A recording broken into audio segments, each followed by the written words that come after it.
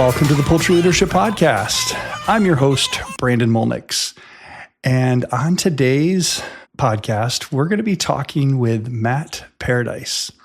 And Matt and I, we're going to be talking about finances, financial health, financial stress, and ways as a leader you can be more healthy in that area. Now, this isn't your typical tithing sermon from church. I'm not asking for anything. I'm not asking you to give to anywhere or anything like that. But I do want to encourage you to listen to this if you are a leader of people, because you may not be struggling with your finances, but I guarantee someone that you lead that is part of your team is. With that, I'd like to welcome Matt to the show. Matt, welcome to the Poultry Leadership Podcast. Thank you so much, Brendan. It really is an honor to be here. Matt, can you share with the listeners a little bit about who you are? Sure. I am a guy who grew up in rural Connecticut, farms and country. You can take the boy out of the country. I live in Boston now with my wife and family, but you can't take the country out of the boy. And for my wife, she grew up in and around the city, and she always looks at me sideways sometimes with things that I do, because rural farmland is part of where I come from. Shout out to Valley Side Farm and the Youngs, one of my best friends. They're in dairy farming. But I grew up in Connecticut and have really a twisty, windy road to get to leadership. My background includes everything from teen homelessness, where I left my family's house very young because of addiction, and through overdoses and a variety of different things, made a lot of poor choices. And those poor choices helped form who I am today. So would I change that? That's a tough question. But I am grateful for the grace that I've received, because I'm alive, and it's been over 24 years sober, and ultimately moved away from that life so that I could change. And anybody who's gone through addiction or challenging circumstances knows wherever we try to travel and get away from ourselves, we take all our baggage and personal character with us. So I had a lot of work to do, and there's no such thing in my mind as a self-made person. I had a lot of mentors, a lot of people who helped guide me along the way, for whom I'm extremely grateful, and ultimately was able to get a job at a place called American Consumer Credit Counseling. It's a nonprofit agency who helps people manage their finances and get out of debt. I started there as a 19-year-old kid who had no idea what I was doing with my money. I got into credit card debt, even as I was counseling other people to get out of debt, because money is so much more than dollars and cents. It's emotions. It's deep, deep feelings and circumstances and people that we're exposed to at an early age. So our values, our belief systems around money influence how we choose to spend it. So that was work with, again, lots of mentors and help to be able to learn and grow. And eventually, as a high school dropout, was able to get a GED and take some college courses and get certifications so that I could teach others competently around money and personal finance. And now I serve on the board of that organization. I left that organization in 2018 to start my own business and speak, because my wife and I had adopted a child, and we had the need for more flexibility in our lives, and was able to speak to different organizations to help their employees with financial stress while still having flexibility to really care for what was most important in our lives, our family, and making sure that our son had everything that he needed, including our time and attention and mental capacity and all of those things as well. So I left American Consumer Credit Counseling and was invited to join the board of directors now, and am able to help with the organization to really grow and serve more people throughout the country. Matt, your story from homelessness and addiction, and it probably resonates really well with the community that we listen to. A lot of folks that I know that are in the farming community, usually struggle. I mean, they're tasked with a lot of things. They have a really hard job, and money is sometimes one of the biggest stresses. What does it mean to you when I talk about leaders being financially healthy? I think there's a lot to that. I write about in my book about the concept of whole health wealth, the idea that the different domains of our well-being are inseparable. So when we think about our money, our finances, it's on the top of everybody's mind because in the society, in the world where we live, it's necessary to feed our families and put food on the table and try to run our businesses and really work and grow and be productive in our communities. Money's stressful and it affects our mental health. So there are lots of data and plenty of research that shows that the stresses that we feel and that our employees feel around money influence productivity directly. So the majority of the workforce, 57% to be precise, of employees have reported that they have financial stress. And it takes them hours out of their week of productivity thinking about how am I going to pay those bills? I've worked on farms before. I've baled hay, I've shoveled fertilizer, and it is hard work, like you said, Brandon. And when we have our thoughts thinking about the next thing and what we need to do and how I don't want to shovel fertilizer forever, we start to weigh on our psyche. So our financial health and the financial health of those whom we lead affects not just mental health, but physical health as well. Data shows that when we stress about finances, sometimes, and about 1/3 of the population has felt PTSD-like symptoms as a result of the financial stress. So the fight, flight, freeze, not sure what to do, like, I have bills, but not the money to pay them, stresses people out incredibly so. And I know I felt that, maybe others can relate, but I've felt that of, I don't know where my next meal is going to come from. What is it that I need to do? And out of desperation, ready to do almost anything just to get food in my stomach. And that's difficult. That's hard. And that's something that so many people across the country from coast to coast are facing and struggle with. But with the question about that financial health, it's not just dollars and cents, though it's that as well, making sure that we have what we need to pay for, but it's such an emotional and physical impact on our lives and well-being. As you look at managers, leaders, and I'm going to go back to that empathy piece, understanding their team, understanding that the struggles that they have, they're not alone. The leader's worried about money. Maybe he has poor habits around it. Maybe his productivity's out.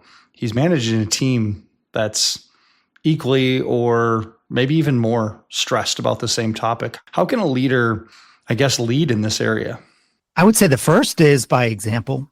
I mean, I know so many leaders that I've worked with, and just because someone has a larger salary than somebody else doesn't necessarily mean that there's zero financial stress in their lives.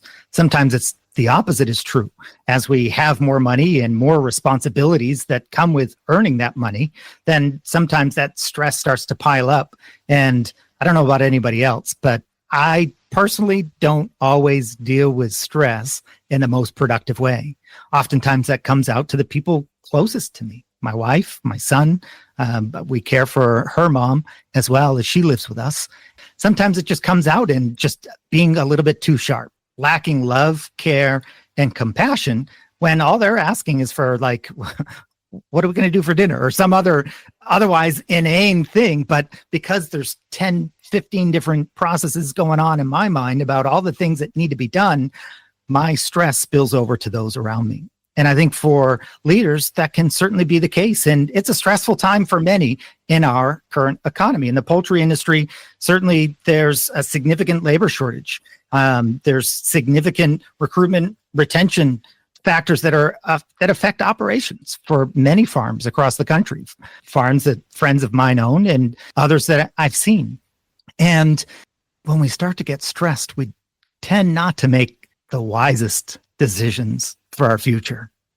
Slowing down, being able to gather ourselves, collect ourselves, and lead as a servant and by example in the area of finances, in this case with your question, Brendan, I think is extremely powerful. And I don't want to underestimate how difficult and challenging that can be at times, because the stress is real. It's not that it just goes away because we don't want to feel stressed or don't have these other problems, because they're there. I just know personally that when I'm stressed and start to make decisions out of that stress, sometimes out of desperation, I tend not to have the outcomes that I'm looking for.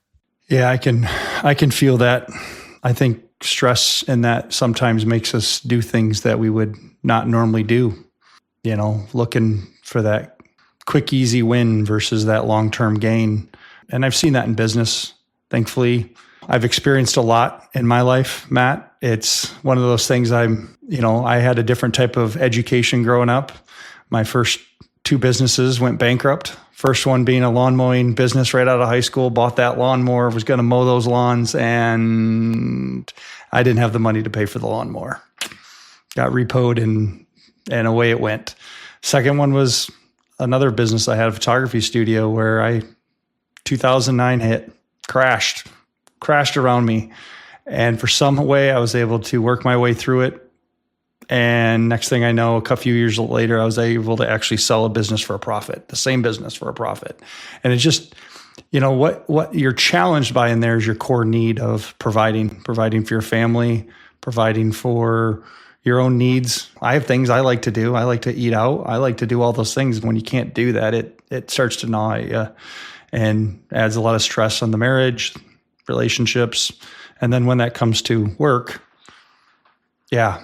sometimes people see their employees as a way to get their needs met and get things done, and they get a profit out of that. And that's hard when you start to focus on that as your way of getting out of your debt and stuff like that. So, Matt, we know the problem. Everybody can relate to the issue of money in some way. How do we walk our way out of it? How do we find freedom from unhealthy lifestyle? Sure. I appreciate that. The first step, and you alluded earlier, Brandon, the challenge of addiction, it's real. I'm sure there's listeners that have never touched a drug in their lives, and I have friends that, back in the day, we called it straight edge, didn't touch drugs, alcohol, anything, and wouldn't put anything into their bodies that would ever corrupt it. I always thought that was amazing. I also saw that as personally a journey that seemed impossible. I couldn't even comprehend it. So the first step is to be sober-minded. And being sober-minded doesn't necessarily mean that there's a substance attached to it. For many, there often is, but it doesn't have to be, because there are process addictions, whether it's gambling, whether it's getting into debt and fueling our, whatever that it is, our dreams, our aspirations, our goals, and it becomes compulsive to the point of irrational thought and behavior. Being sober-minded means to take a step back, collect not just our thoughts and our feelings, but also really just with a sober mind, assess the reality of our situation. Many of my challenges I've gotten into because I didn't have a sober judgment, even without using drugs or alcohol, but I didn't have the sober judgment, clear-mindedness to make the best decision for my future. Sometimes that comes through lack of hope. When we lack hope for a better world or better future, and oftentimes debt can come about out of the best intentions. We want to feed our family. We want to help our employees. We want to grow our business to be bigger and better and help our economy and our community and the friends and family and people who we love. And sometimes that starts a process in our minds to do anything to make that happen because it's out of our good-heartedness as well. To stop and soberly assess our situation and whatever that it is. And I know in 2024, farm debt at agricultural banks increased by 7%. In the credit counseling business, I would speak to people often with cash flow challenges, and the most credit card debt, unsecured credit card debt, was around $500,000. And that's on top of equipment loans or property loans or other farm debt or things like that. And oftentimes when the debt gets that large, it's because it's trying to make it through a hurdle. And there's so many variables and factors in farming that often are beyond our control. When there's a natural disaster, I can't control that, but it certainly affects whether it's the cost of feed or we can run down the list.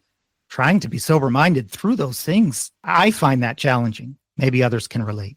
So to take a moment and sometimes get other help from people, whether it's trusted friends, advisors, people in our lives who can help us with a clear mind, look at all of the debt, all of the income, all of the expenses. And this can be on the business side as well as our personal side. We talked about earlier, Brandon, the idea of leading by example, even in our personal lives.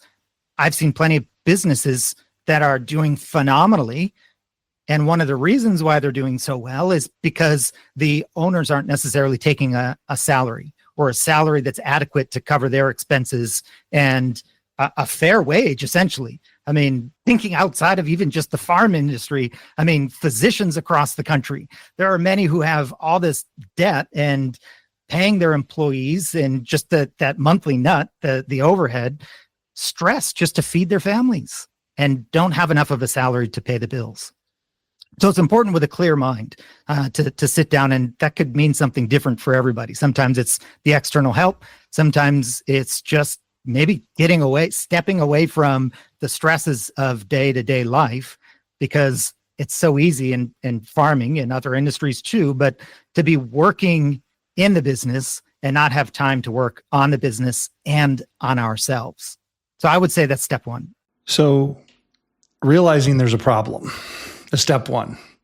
Not putting our head in the sand, not pretending that tomorrow will be sunshine and rainbows because today was cloudy and rain, but to actually identify that there's a problem. So for someone who, okay, I need help, I'm willing to get help, where do they turn to? I would say that it's a very personal decision. And I'll clarify that. It's not dodging the answer, okay, Matt, thanks. That's not helpful. When I think about dealing with personal finances, it's important to keep it personal. It's a little bit different than business finances, right? When we get into accounting, there's the numbers, there's the dollars and cents. Who cares about the feelings? Bills have to be paid. When it comes to our personal finances, there's a lot more feelings, emotion, thoughts, attitudes, values, all of the above. That's not just ourselves, but our families. My wife and I are a partnership, and we make decisions together. And many of the decisions I make, she would not make. I'm the emotional one in our relationship. She is analytical. She's a biochemist, and everything like data, numbers, spreadsheets, that's just how she thinks. She doesn't have to try. And we're different. The power of that is that when we come together to face a problem, we address it from different perspectives, and it's far more powerful, and we have better outcomes together than individually. So when I say personal, what the first step is, or what the next best step is, and I think that's important when we can't see the full staircase in front of us and where the clear path is, we just take the next best step. And for some, that might be getting help with a drug addiction or drinking. And I don't say that lightly. As I shared, as listeners now know, that's part of my background. I know what it's like to overdose. I know what it's like to want to change. And as Paul says, even, the good I want to do, I try and I can't, and I'm pulled right back down into the same old patterns. And by my own power, I know that I wasn't able to do it. I needed people. For me, that was a Bible-based drug recovery program. And I had a mentor that cared enough about me that didn't let me just sink deeper into the depressive, deep, dark hole of addiction that I was living in for years, but cared enough about me to show a better way. And that made all the difference. So for others, maybe it's figuring out what the different vice is. Maybe it's tuning out the world in front of the television. We don't typically think of that as an addiction, but so many friends that I've seen, and at times I've felt as well, the compulsion to say, life is tough, forget this, let me go watch another episode of fill in the blank, whatever your thing is. Maybe it's gambling. And gambling doesn't necessarily mean showing up at the casino, but even taking unnecessary risks and feeling the compulsion to do so, quote unquote, betting the farm. For others, maybe it's a relational thing and working through anger. I've dealt with some different illness and things like that in my life, and it's common with significant illness to feel the need to control everything and every outcome. because through illness, for me, it was bile duct cancer. But through illness, every possible control is taken away from us. I coded on the table in 2021, and I couldn't control whether I lived or whether I died. It was in the hands of my God. It was in the hands of the doctors whom he sent. And ultimately, that takes just incredible surrender that doesn't come easy to me. And it doesn't come easy to many of my friends who are leaders either, because it's our job and responsibility oftentimes to keep things under control because families rely on us. It's people, and the decisions that we make affect people and the community and the ones that we love and want to see do well also. So sometimes it's seeing those character traits within ourselves that might need to grow. And maybe it's whether it's anger, whether it's, we can fill in the blank for each one. And that's why I say it's personal, because Brandon, my things are different than your things. And for every single listener that's listening to us today, their things are different than ours. And that's just how life is. That's part of the power of community. When we lead, it's not leading in a bubble, but it's relying on neighbors. I know one of the most incredible things actually that happened this winter, a friend of mine from high school, his family farm, he runs it now, it burned down. Well, not the whole farm, large barn burned down. And that's expensive. And it wasn't something that he planned for. And he reached out to the community to ask for help. It happened to be a dairy farm, but it was time to milk the cows. And the cows don't wait. The cows don't think, whoa, there's a farm, let me just hold on to my milk. Farming doesn't work that way. Chickens wait on no one. When it's time to lay those eggs, it's time to lay those eggs, no matter what we think, feel, or what's going on around. So what was incredible about it, obviously not the fire, but the fact that community rallied around him, because there just happened to be one particular person that was in the neighborhood fixing it, and we're in New England. So there's like one company that fixes this particular piece of legacy equipment, because some of it's just generational. It's been on the farm for a long time and they keep it running because it works better than a lot of the new stuff sometimes anyway, but sometimes it's challenging to fix. So it just so happened the timing worked out that this person who knew this piece of equipment was there and could fix it. And a neighboring farm offered their milking parlor. So it was actually the milking parlor that burned down. So they were able to transport the cows with other people in the community to this milking parlor to still be able to milk the cows. And the way that the community rallied together was truly inspiring. Shout out Matt Peckham. So when we think about the challenges that we go through, and I know that so many already do a lot of this stuff, they rely on each other, but community is powerful. When it comes to our personal growth as well, it's just as powerful to be able to ask trusted advisors, to be able to ask those who are around us, what do you think? Is this a wise financial decision?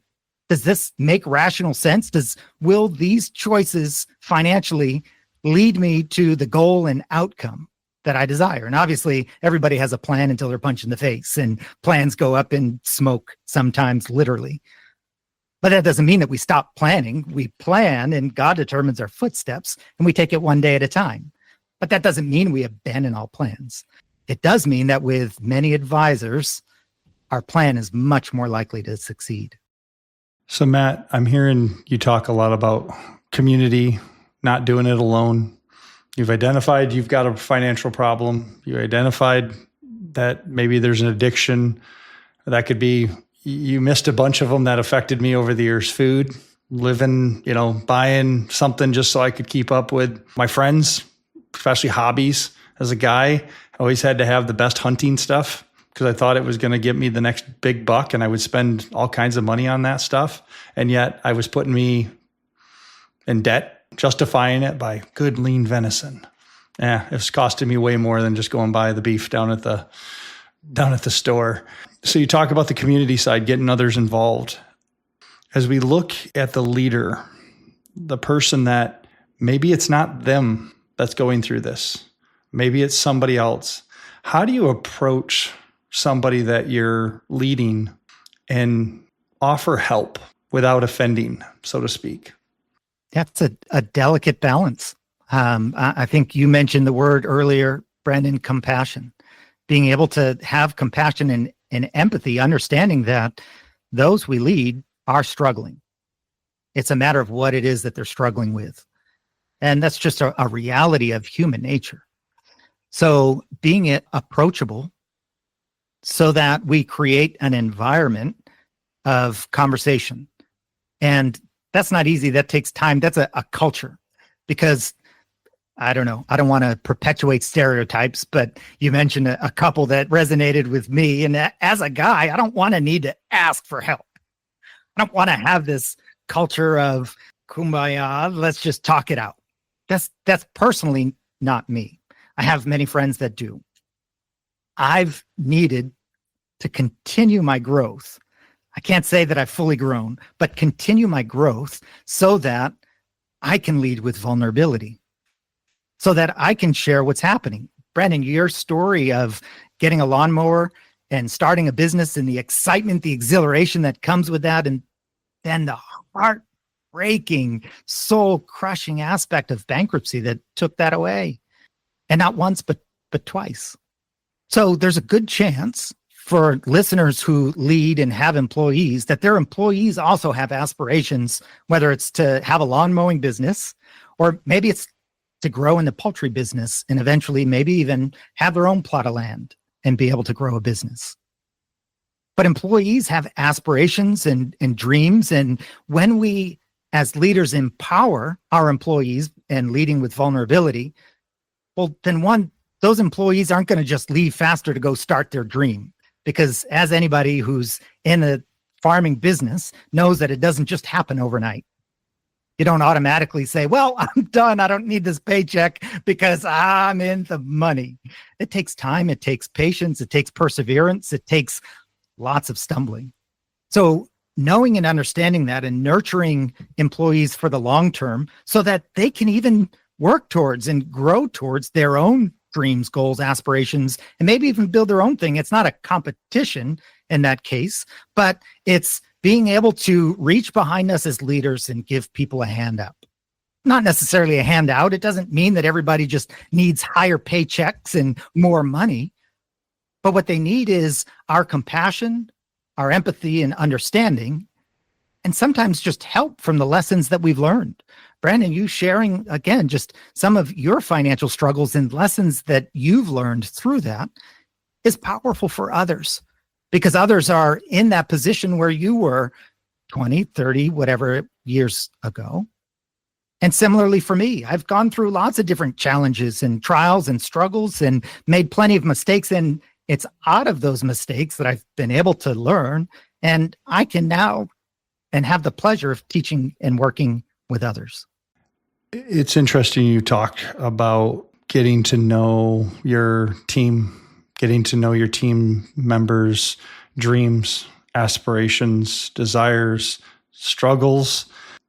There's a delicate balance between too much information at work and a relationship with the person. We spend more hours with the people we work with than we typically do our family in a week. And understanding the struggles that they have really, in my past has really helped me understand how I can best lead them. As I've had folks that, had visions for such grander ideas and just needed a little bit of a, hey, I'm behind you. I'm supporting you.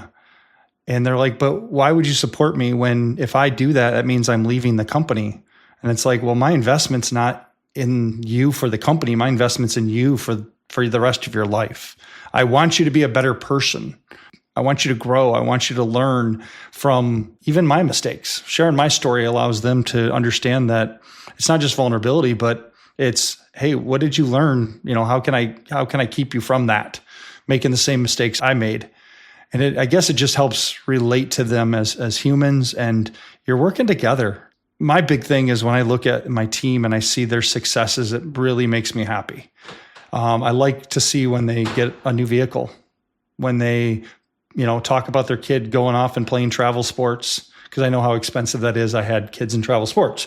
But the idea is, as a leader, I get to win when they win. And that is truly important to me because I know that there's other jobs that always pay more. That's not the always answer. And, I know that there's jobs that probably have more flexible hours. There's jobs that would meet some of their needs better than what I can, as a leader, offer them. But ultimately, I want to make sure they feel that I'm alongside of them. I'm partnering with them. I have their career in mind. I have their family's livelihood in mind, because that all will keep them growing and prospering, and in many ways like that. And so that's always been important for me, figuring out ways to help keep supporting even the local community, different things, just because I know how blessed I've been in life. It's like, how can I continue to bless others with that? And a lot of that's just through sharing experiences, like, for example, this podcast. So Matt, what resources are there out there to help people that they're not, they don't just leave this podcast and go and have to, again, hunt for more resources? What have you got for them? Sure. There's a lot for sure. And it can be challenging and sometimes overwhelming. I want to just add to, because that last point that you made, Brandon, I think is critically important. There's so much more that can be explored there.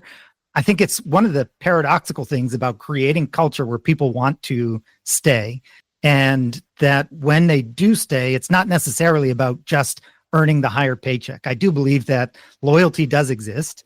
I do believe that creating that culture of, we'll call it reciprocity, but the idea that a rising tide lifts all boats, the idea that we help each other and we can all learn and grow and be better as people, but in a lot of different ways, whatever the metrics are that we use. I think it also talks and gets even into succession planning.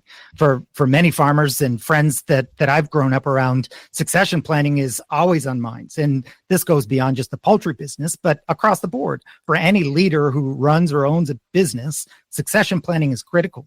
And I've spent a lot of time working with boards of directors on this recently, because it's critical. Something happens to the key person and there's not a succession plan, everything just falls apart.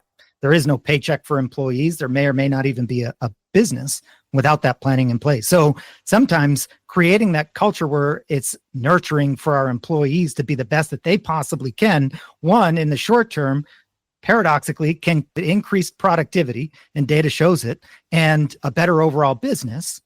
And that person that we're nurturing also may be the manager or helping to run the business, or maybe even running the business. Sometimes it's a business is passed on generationally. Other times there's not necessarily a child to pass it on to, and there's someone that needs to be raised up. And it makes a world of difference if they know that business inside and out. So long-term and short-term, productivity now, and success and health of the business in the long term. So for resources, I do have a website. mattparadise.com is my website. And there are quite a few free resources on there. So I'm not selling extra stuff. Don't go there and buy some spammy course. Go there and get some free resources. I think that's for sure one area. As far as even other free resources around personal finance and education, depending on where listeners want to go to, I love going to a place called Coursera. Coursera. Coursera is a website where you can take college level classes on everything from farming to finance. And it's amazing. You can take top college classes for free online and learn almost anything that you want to.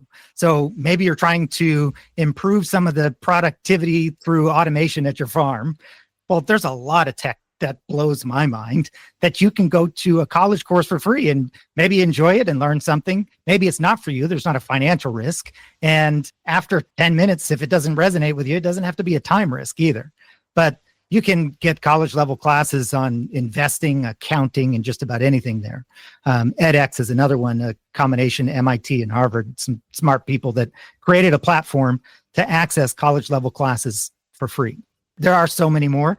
My website offers a lot of different resources and websites that I have personally used and vetted. So I think that sometimes it's a matter of knowing too much and doing too little. And I'm talking to myself here because I want to learn. I want to know everything. We were talking before we hopped on, Brandon, about your company and the tech that it creates and the different modules and ways that the different controllers operate it to me, that's fascinating. And I can go down a rabbit hole and lose track of all the other things that I'm responsible for because that fascinates me. And I have a desire to constantly learn.